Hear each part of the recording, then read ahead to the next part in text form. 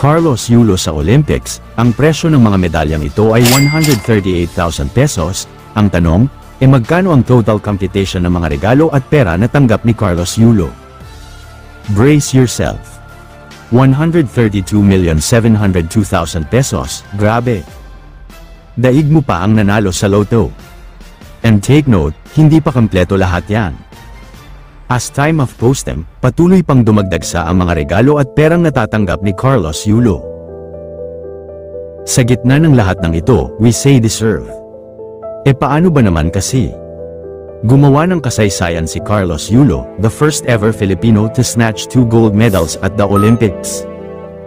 Mabuhay ka, Carlos Yulo! Mga kaibigan, kung gusto mo ng mga gantong vlog, huwag mo sana kalimutan mag-subscribe at mag-like and share sa aming video. Madami pa tayong lalabas na mga update. Be part of our community. Salamat.